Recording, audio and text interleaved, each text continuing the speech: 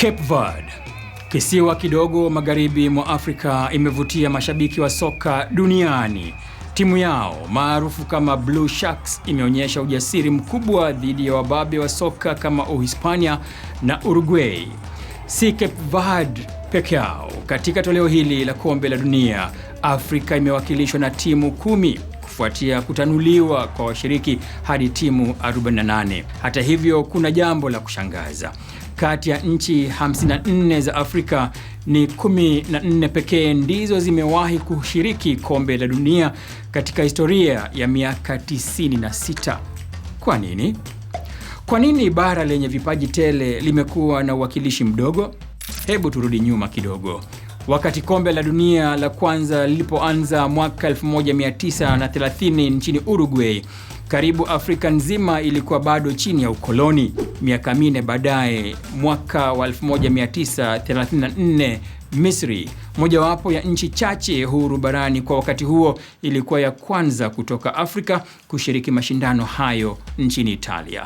Lakini baada ya hapo, Afrika haikuonekana tena kwenye kombe la dunia kwa miaka 36. Kwa nini? Hakukuwa na nafasi maalum za kufuzu kwa Afrika. Timu zililazimika kushindana na mataifa ya Ulaya, Asia na Oceania. Hatimaye, shirikisho la soka Afrika CAF lilichukua hatua kali. Waligomea mashindano hayo kudai haki ya nafasi ya uhakika. Pia walipinga vikali ubaguzi wa rangi nchini Afrika Kusini, ilhali ni mwanachama wa FIFA. Mnamo mwaka 1970, Morocco iliandika historia kuwa timu ya kwanza ya Afrika kupata pointi katika kombe la dunia. Lakini mwaka 1974, iliyokuwa Zaire kwa wakati huo, kwa sasa ni DR Congo, ilipitia wakati mgumu. Ilifungwa mechi zote 3 na kuwa kituko kwa wakosoaji. Taswira ya soka la Afrika ikaonekana dhaifu. Lakini hilo halikuvunja moyo, lilichochea mapambano. Mwaka 1978, Tunisia ilishinda Mexico mabao 3-1, ushindi wa kwanza kabisa kwa Afrika katika kombe la dunia. Mwaka 1982, Cameroon ilitoka sare mechi zote, lakini ikaondolewa.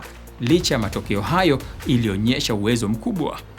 Mwaka 1986, Morocco iliandika historia nyingine, kuwa timu ya kwanza ya Afrika kufika hatua ya mtoano, ikiongoza kundi lililokuwa na England, Poland na Ureno.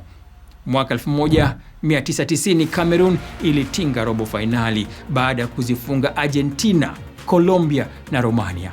Huo ulikuwa mwanzo mpya. Mwaka 1994, Nigeria ilifika hatua ya mtoano kwa mara yao ya kwanza. Mwaka 2002, Senegal ikafanya vivyo hivyo. 2010, Ghana ikakosa hatua moja tu ifike nusu fainali. Ndoto ilivunjika kwa uchungu. Mwaka 2022, Morocco ikaandika historia mpya, timu ya kwanza ya Afrika kufika nusu fainali. Hatimaye, baada ya miaka 88, ndoto ya Afrika ikawa inakaribia. Afrika imepiga hatua kubwa, lakini safari haijaisha. Vipaji vipo, nidhamu inaongezeka, ndoto ni kubwa zaidi kuliko wakati wowote. Lakini swali linabaki, ni nini kinazuia Afrika kushinda kombe la dunia?